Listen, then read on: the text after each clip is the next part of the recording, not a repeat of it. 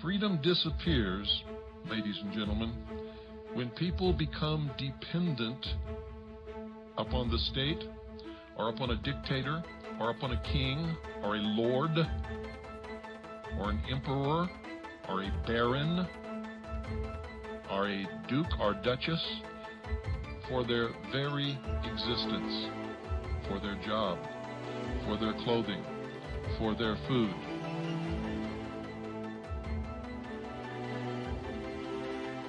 When this happens, people, without even realizing it, have become enslaved. In the pursuit of laziness, and in the pursuit of the dole, getting something for nothing, which, folks, is a dream that never comes true. There is no such thing as something for nothing. When you accept a benefit from a benefactor, you give away some of your rights, for the benefactor has a right to dictate the manner in which you use the benefit. When you become a child to a father or a mother, the father and the mother have the right to dictate what time the child gets up, what the child has to eat, what kind of work the child does, if the child goes to school or if the child does not, what time the child has to be in bed, whether the child can go out, whether the child can drive a car, whether the child can have a bicycle, whether the child gets any gifts at Christmas time or any other time of the year for that matter. And when people become dependent upon the state, they become the child and the state becomes the father. And you had better understand that. That is why Lenin understood, and our founding fathers understood, that democracy is indispensable to socialism. Did you ever wonder why the United Nations military is called peacekeepers? Because Karl Marx said this. Karl Marx wrote the Communist Manifesto.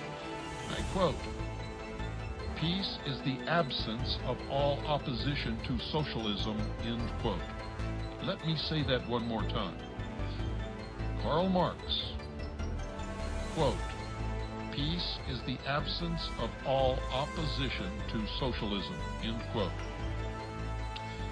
Did you know, ladies and gentlemen, that Karl Marx was a bitter failure at absolutely everything that he ever tried? Have you ever really studied his life? Probably not. He was a bitter, absolute failure at every single thing he ever tried. Did you know that Karl Marx was a racist who hated Jews, blacks, and the common man, in particular Slavs? That's right, let me say it again. Karl Marx was a racist. He hated Jews, he hated blacks, and he hated the common man.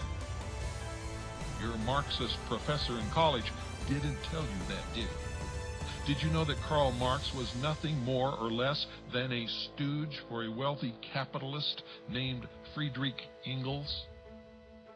Did you know that socialism was created by the rich as the ultimate method of enslaving and controlling the masses by making them totally and completely dependent upon the state? If not, ladies and gentlemen, I encourage you not to read college textbooks about socialism, but read the actual dialogues between Marx and Engels. You see, they were prolific writers. They wrote letters to each other and to other people their entire lives. Forget the textbooks. They're lying to you. Always, if you want to know the truth, go to the source. That's why I get so angry when somebody calls me to find out what their congressman is doing in Washington. Read the dialogues between Marx and Engels, and you will find it all laid out clearly for anyone to see. Even the sheeple will understand it. Of course, it's dry reading, And it takes a lot of time, and it's boring to wade through all of that crap, because that's what most of it is, absolute, total crap. But if you want to find the truth, you've got to do that. Those who have been teaching you the lie about socialism know that you won't, in most cases, ever even attempt it. Of course, before you start, I must tell you that you must have a brain and some rudimentary intelligence, something that most socialists apparently lack. You see, modern-day socialists have perfected propaganda techniques to the point that the biggest lies are now regarded by the sheeple as absolute truth. For instance, let me take one little common big lie that the socialists have foisted upon the American people, and they have swallowed hook, line, and sinker. You see, the concept of right versus left. With the socialist given that the left extreme is communism, which is good somehow, left liberal, communism, socialism is good, and the right extreme is Nazi, bad. This has happened through repeated connection of Nazi with right, and not any basis in fact whatsoever.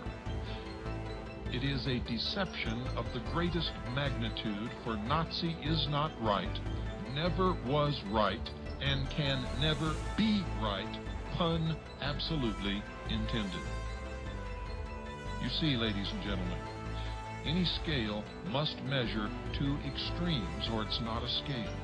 In effect, heavy versus light, white versus black, light versus darkness, fat versus thin, and etc.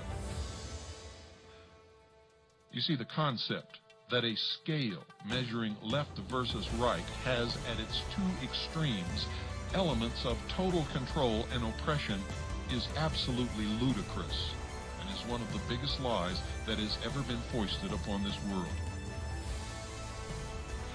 The truth, ladies and gentlemen, the truth is that the scale measures at the extreme left the total control and ownership of everything and everyone by the state. This is called communism. Versus, at the right extreme, the absence of any control of anything or anyone by anybody, which is called anarchy. Between these two extremes are all the other forms of government and or control or absence of control. Somewhere near the middle is our constitutional republic. Didn't you ever wonder, ladies and gentlemen, how the socialist big lie made anarchists absolutely disappear from the equation? On the left was total control of communism. On the right was the total control of fascism under Nazis. What was anarchy supposed to be in the middle? Where our constitutional republic actually sits?